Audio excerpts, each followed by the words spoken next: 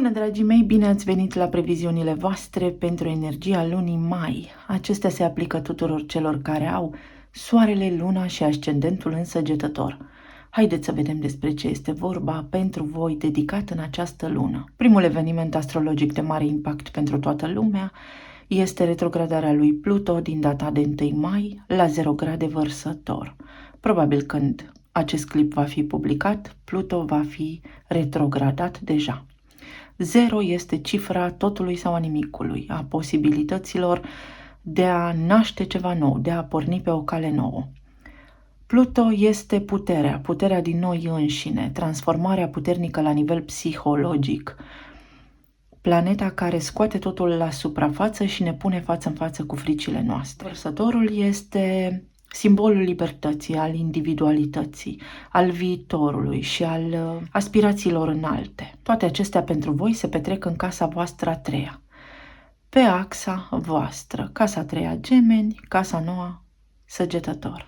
Casa a treia este casa comunicării, a intelectului, a gândirii, a comerțului, a tranzacțiilor, a studiilor, a cercetării, a tuturor oamenilor care vă sunt pe lângă casă, a călătoriilor pe distanțe scurte chiar. Iar acest lucru pentru voi înseamnă următoarea treabă. O retrogradare înseamnă introspecție, la nivel mental. Analizăm mai bine de acum ce se întâmplă, ce informații vin către noi și ce spunem noi mai departe. Pentru că este în opoziție cu casa a noua, cu casa credinței, a evoluției înalte, a studiilor înalte, a căutării, a expansiunii și a spiritualității. Bine ați venit în clubul celor care cercetează, care nu cred și care vor să vadă prin ei înșiși adevărul, indiferent de ce înseamnă asta pentru voi. Este momentul în care să vă activați darul divin de a înțelege lumea la un nivel mai înalt. Pentru că voi sunteți înțelepții, sunteți cei care ajung la concluzii, sunteți guvernați de Jupiter, care este planeta expansiunii și a norocului.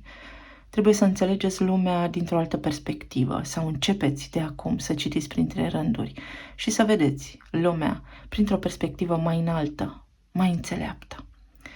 Tot ce a fost aici înainte nu va mai exista. De altfel, Vărsătorul înseamnă și umanitatea. Lumea în care trăim nu va mai fi la fel. Cumva vă recăpătați puterea asupra naturii voastre divine, prin care vedeți adevărul. Mai apoi, pe data de 5 mai, vom avea eclipsa lunară în Scorpion. Iar pentru voi aceasta va avea loc în casa a 12-a. Casa a 12-a este casa subconștientului, a începutului, a pântecului mamei. Iar Scorpionul este un simbol al magnetismului. Îți place sau nu? Atrage sau respinge? Al puterii, al misterului, al ocultismului, al ezoterismului, al subiectelor tabu, al sexualității. O eclipsă spune conștientizare, acceptare. Vedem lucrurile clar, nu le mai putem ascunde sub preș. Eliberare, finalitate și noi începuturi. Pentru voi această eclipsă aici în Scorpion este de mare impact pentru că îl va susține pe Pluto să meargă către altă direcție. Nu mai iau de bun ceea ce mi-au spus alții sau îmi recapăt conștiința de sine, fac curățenie în linia mea transgenerațională și înțeleg că viața mea este complet diferită și că am putere asupra conștientului meu, să schimb tiparele preluate încă din copilărie și să mă definez ca ființă unică în planul terestru. Mergem mai departe. Pe data de 7 mai, planeta iubirii Venus intră în Rac, în casa voastră a 8-a, în casa Scorpionului, în casa lui Pluto. Vedeți cum toate sunt legate? Iar aici, Venus în Rac spune iertăm trecutul, înțelegem trecutul. Și Racul spune familie, mama, casă, ce iubim, unde ne regăsim liniștea. Iar Venus spune prosperitate, siguranță, frumusețe, iubire, bani. Banii celorlalți. Vă veți simți foarte conectați cu partenerii voștri, cu cei cu care deja lucrați sau aveți o legătură existentă, mai ales în teme precum ezoterismul, ocultismul, astrologia, tarotul sau profunzimea lumii. Cumva vă veți da seama că aveți în preajmă oameni care vă ajută să scoateți din subconștient ceea ce voi credeați, ceea ce ni s-a transmis. Și vă dau un exemplu. Cerul este albastru, iar noi credem că este albastru. De ce? Pentru că așa ni s-a spus și ni s-a tot repetat. Dar oare am chestionat vreodată Gemenii, casa a treia, unde a retrogradat Pluton vărsător? Am chestionat? Este oare albastru? Este real? Exact asta va face Venus aici. Vă va permite să vă deschideți sufletul către lucrurile pe care voi le considerați în siguranță, să aveți în jur oameni alături de care să vă simțiți în siguranță, oameni care vă ocrotesc, dar și mentori pot fi, să știți, pentru voi aici.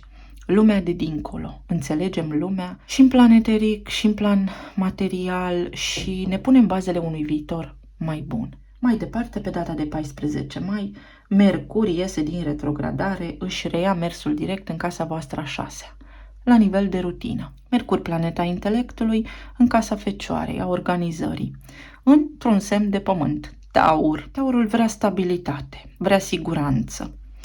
Iar retrogradarea lui Mercur a spus așa: oare nu faci niște lucruri repetitive doar din nevoia de a te simți în siguranță, doar pentru că ai grija zilei de mâine? Tu poți mai mult, tu poți să cercetezi misterele lumii, tu poți să ajungi la o cunoaștere înaltă, pentru că tot ceea ce cunoști înseamnă puterea de a fi o ființă suverană. Mercur, prin această retrogradare, vă spune: este important să aveți grijă de corpul vostru, de sănătatea voastră mentală, spirituală, și să aveți grijă la lucrurile pe care le aveți în subconștient, pentru că s-ar putea să acționați din penumbră, prin convingerea celor din jurul vostru, prin convingerile preluate de acasă, că este timpul să vă câștigați independența.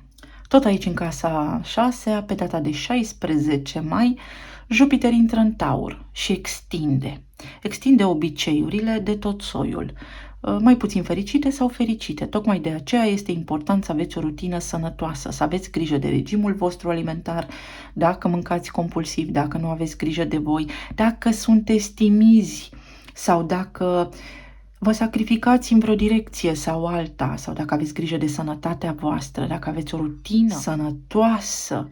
Pe data de 19 mai, tot aici în casa 6, va avea loc evenimentul de lună nouă în Taur. Iar această lună nouă spune: bun, dacă ceva este în dezechilibru, acum este momentul să îți trasezi noi direcții, intenții în viață, pentru a te asigura că viitorul tău este unul stabil, că ești în siguranță și că ești stăpân pe propria ta decizie, pe banii tăi, pe planul material, pe sănătatea ta. Lucrurile se fac prin paza bună, trece primejdia rea, dar trebuie să avem curaj. Iar curajul ne este dat de Marte, care pe data de 20 mai va intra în Leu, în casa voastră nouă, în domiciliu la voi acasă. Marte spune: curaj să-ți urmezi voința inimii, curaj să te urmezi pe tine și doar pe tine, pentru că ai capacitatea intelectuală să o faci. Ești stăpân pe propria ta gândire, nu trebuie să-ți spună alții ce să faci. Curaj să înveți lucruri noi și curaj să înveți pe alții, pentru că poți fi farul de lumină în viața multor oameni. Leul este voința inimii, dar el poate aduce și o ușoară dramă. Puteți să descoperiți acum că lucrurile în care credeați poate nu sunt neapărat realiste sau adevărate, mai poate fi aici. Iar Marte se zbate și ne împinge către calea corectă în viață, în casa a noua a credințelor și a spiritualității. Porniți la drum către descoperirea sensului vieții voastre. Pe 21 mai, Soarele intră în Gemeni, în casa a 7-a, a contractelor, 1 la 1 cu persoanele cu care vă întâlniți recurent, sau căsnicia, sau relația voastră de lungă durată, unde trebuie să întăriți comunicarea, unde trebuie să vedeți dacă aveți ceva în comun cu partenerul vostru, dacă vă asemănați în gândire sau la port, la vorbă, știți cum se spune, unde s-ar putea să faceți niște tranzacții, niște achiziții noi, să semnați contracte noi, să vă doriți să ieșiți din unele parteneriate și să intrați în altele. Aici comunicarea și intelectul vor fi puse sub lupă și veți străluci, puteți să străluciți acum pentru că și ceilalți vă vor reflecta același lucru. Haideți să vedem ce ne spun și cărțile pentru Săgetător luna mai. Dacă am vreo bâlbă și zic martie sau mai știu eu ce în loc de mai, să știți că este din pricina lui Mercur retrograd.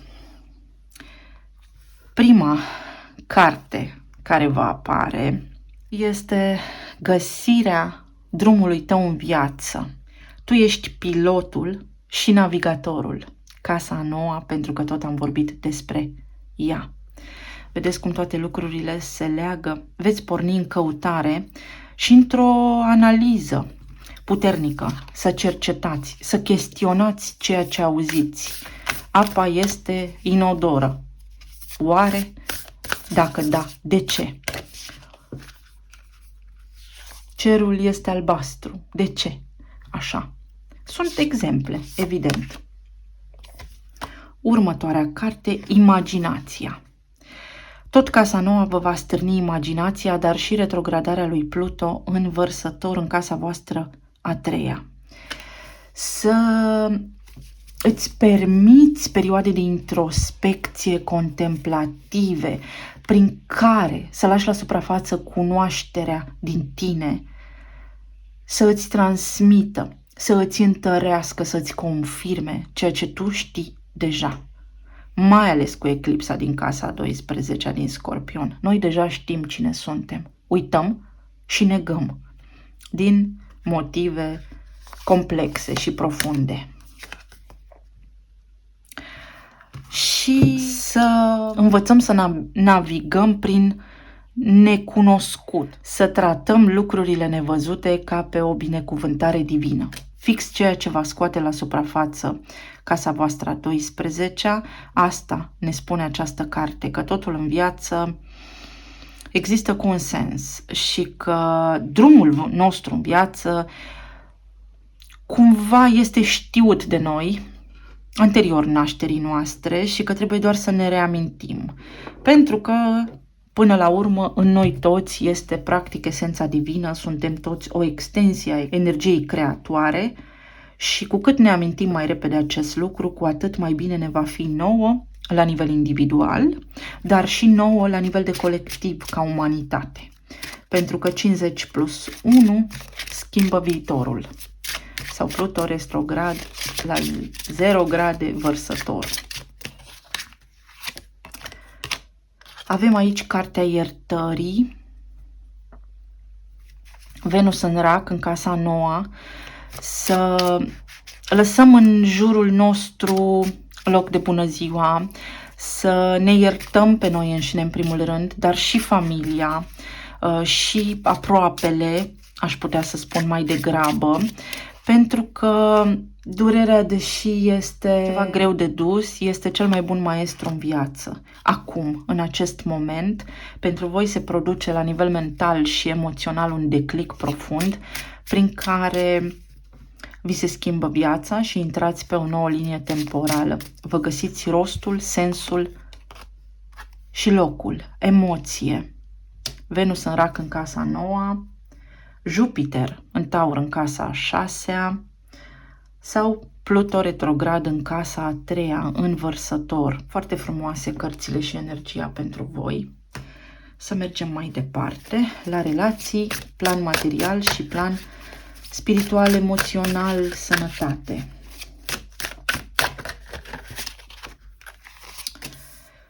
Pentru Săgetător, luna mai.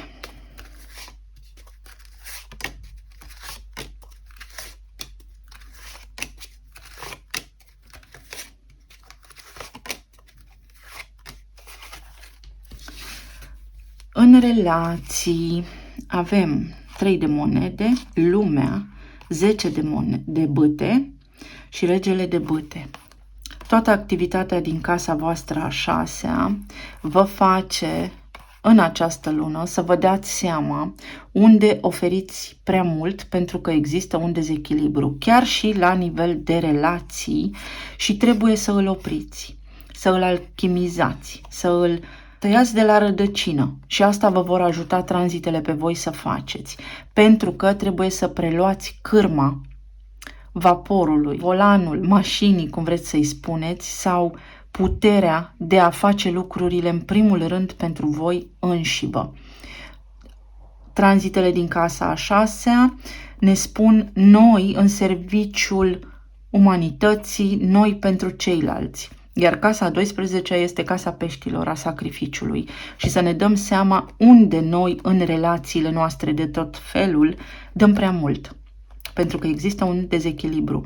Suntem timizi și nu vedem. Ne este frică, teamă să spunem acest lucru. Ne sacrificăm pe noi pentru ceilalți. Iar lumea spune că trebuie să ne eliberăm de acest lucru și Marte din Leu ne va ajuta să facem pași către drumul, sensul vieții noastre.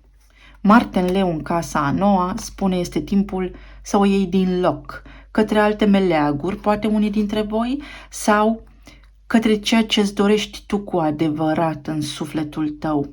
Pentru că poate te complaci într-o situație care atât are de oferit, sau poate persoana de lângă tine nu te tratează cu egalitate.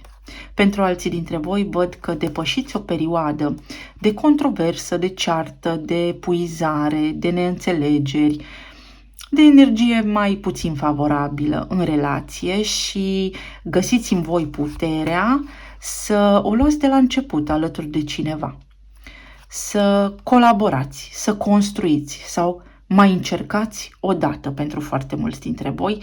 Iertați o persoană care v-a greșit foarte mult în trecut, pentru care v-ați sacrificat cel mai probabil unii dintre voi, pentru că există aici iubire și o luați de la început acum. Cineva vă poate cere iertare acum pentru că vă iubește.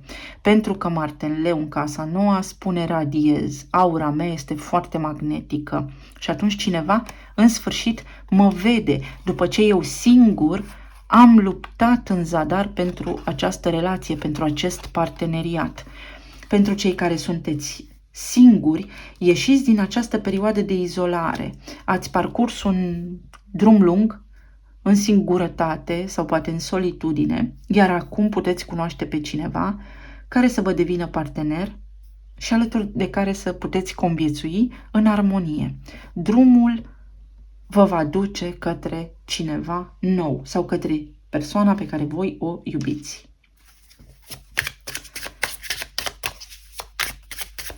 Zece de bâte. Unii dintre voi să știți că sunteți foarte geloși și aveți de lucrat la gelozie, aveți de lucrat la acest lucru sau eliminați dubiile, iertați pe cineva care este foarte gelos pe voi. Doi de spade. Doi de spade spune că analizați cum să treceți peste aceste provocări și cumva eclipsa vă va da răspunsul.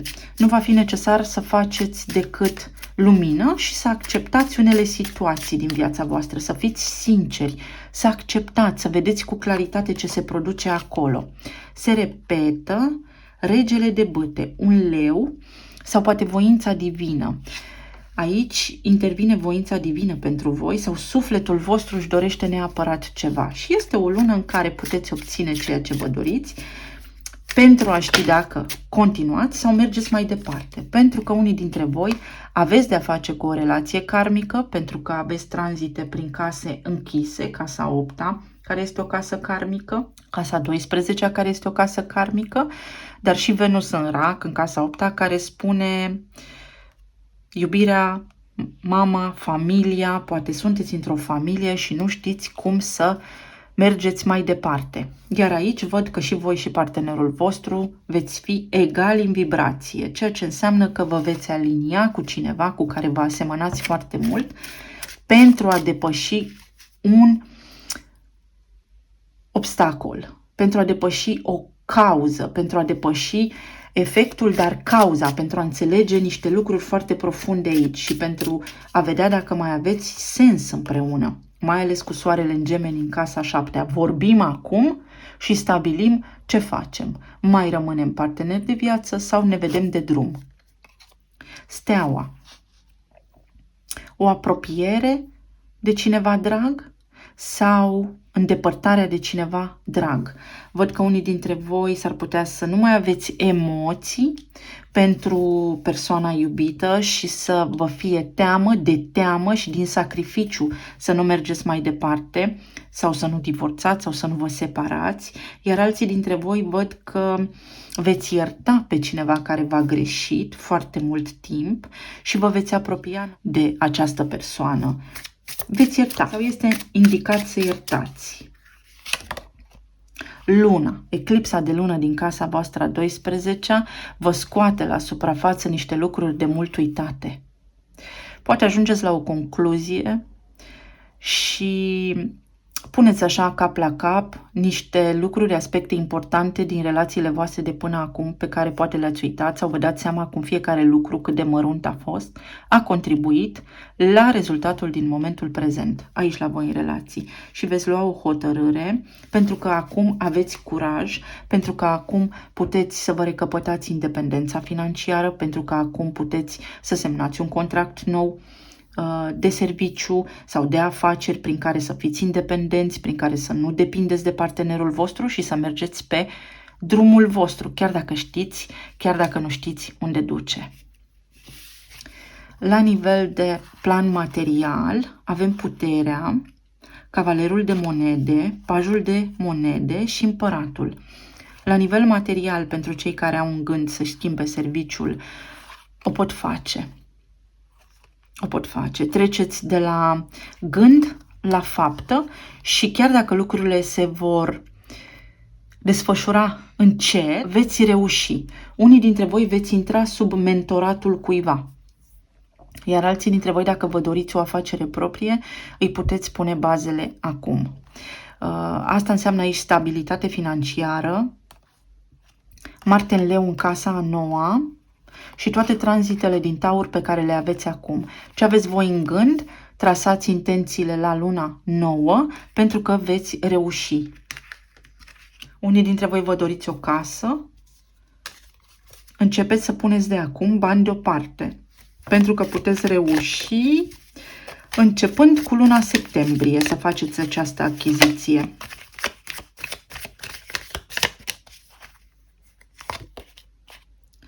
Șapte de bâte.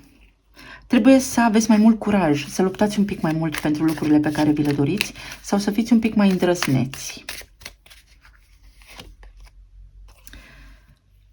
O analiză financiară acum este foarte bună sau echilibrarea la nivel de rutină zilnică, să vedeți ce faceți, unde depuneți efortul, unde nu sunteți în echilibru. Asul de monede, pentru că începe ceva nou pentru voi aici. Dacă vă doreați un serviciu nou și vă era teamă, aveți grija zilei de mâine, pentru că aveați niște planuri acolo și vi le-ar fi afectat, iată că aceasta este o ocazie foarte bună. Nu să rămâneți de mâine acasă, ci să vă trasați intențiile, să vedeți ce vă doriți, pentru a vă simți stabil financiar și pentru a avea așa siguranța de care aveți voi nevoie, pentru că lucrurile acestea se vor dezvălui în fața ochilor voștri. Însă în acest moment va trebui să aveți încredere că totul este posibil, deși nu aveți toate datele problemei, să știți, să aveți încrederea, Marte în Leu în casa noua, că voi reușiți și că ce este al vostru este pus deoparte. La nivel emoțional, spiritual sau medical, Împărăteasa, pajul de bâte, nebunul și 2 de cupe. La nivel emoțional, în primul rând, unele dintre dumneavoastră, doamnelor, atenție, șoc și surpriză că s-ar putea să rămâneți însărcinate, ceea ce este o veste foarte bună. Copiii sunt un dar divin. Pentru alții dintre voi văd că vă macină așa puțin, poate statutul vostru actual în relație, mai ales că avem indicații astrologice care ne spun asta și vă doriți mai mult. Vă doriți căsătorie, poate, și o puteți avea. Pentru alții dintre voi, după cum vă spuneam, aici veți avea foarte mult curaj și dinamism în relația de iubire, unde dacă doriți ceva acum, nebunul vă poate permite acest aspect, Puteți avea o relație nouă cu cineva sau puteți avea o discuție nouă cu persoana pe care o iubiți deja, dacă sunteți separați. Dacă sunteți într-o relație stabilă, atunci, din nou, atenție că sunteți în fața unui nou început. Ori puneți bazele unei căsătorii, ori poate apărea aici o minune, un copil. Dacă nu este cazul, atunci, nu știu, puteți afla că aveți nepoți sau puteți avea acum curajul să începeți ceva nou, să vă deschideți sufletul sau să spuneți voi unei persoane că aveți sentimente pentru ea. 2 de cupe înseamnă corespondență, iar cineva vă vede ca pe împărăteasa. 2 de cupe înseamnă iubire împărtășită și împărăteasa e Venus în Rac, care spune ești văzut, ești iubită sau iubit.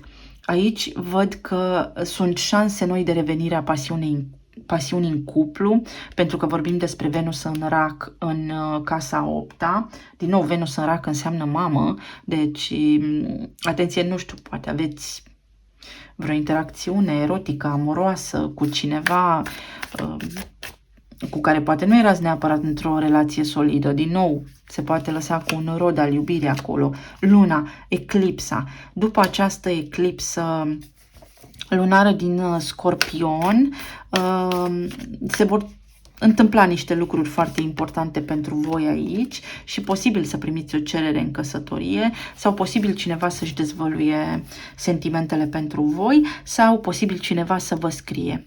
Cineva din trecutul vostru la care voi vă tot gândeați și să-și ceară iertare, da?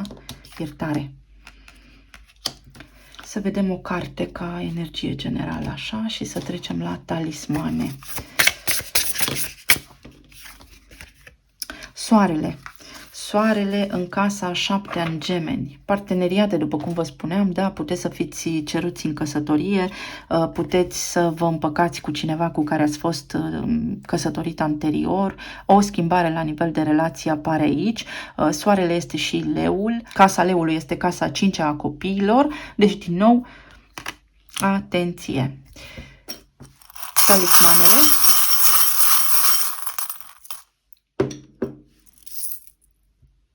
Copacul vieții, puțin atenție la sănătatea voastră și la echilibru, da?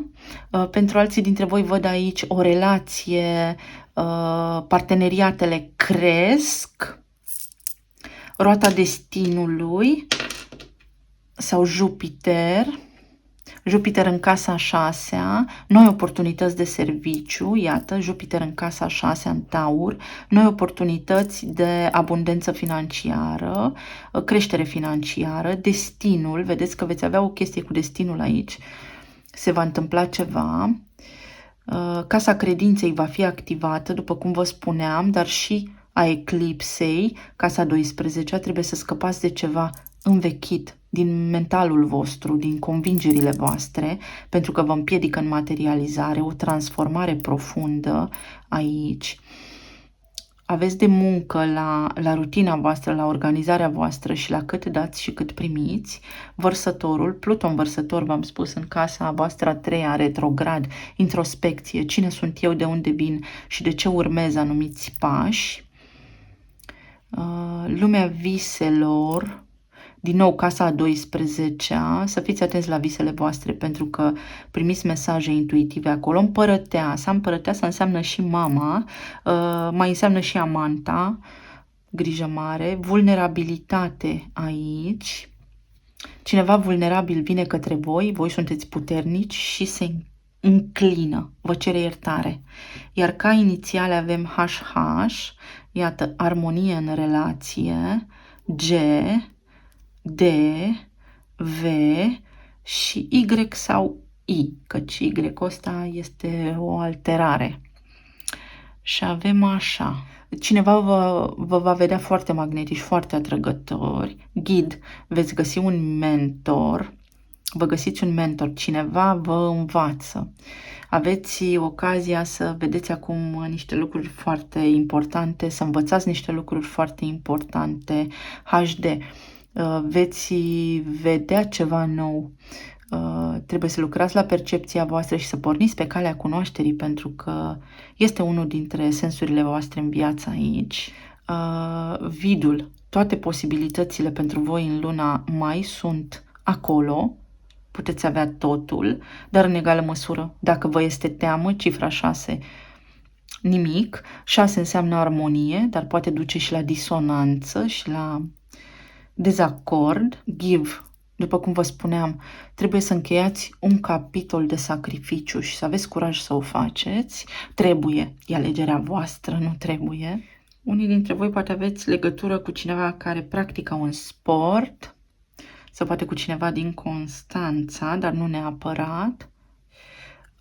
Veți fi frumoși, veți fi atrăgători, să știți, sau puteți începe cu tot ce se întâmplă în casa 6, dacă vă doriți, cură de slăbire și o rutină pentru sănătate, pentru sport. Puteți începe sportul, pentru că aveți nevoie să vă tratați corpul ca pe un templu.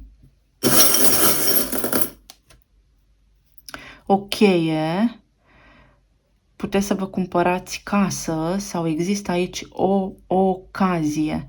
Iată, o cerere în căsătorie sau, sau în relația voastră ceva să devină foarte, foarte, foarte, dar foarte stabil. Cam atât, dragii mei, vă mulțumesc tare mult pentru atenție, pentru tot, să fiți bine, sănătoși și să aveți parte numai de reușite. Să ne reauzim cu bine. Pa, pa!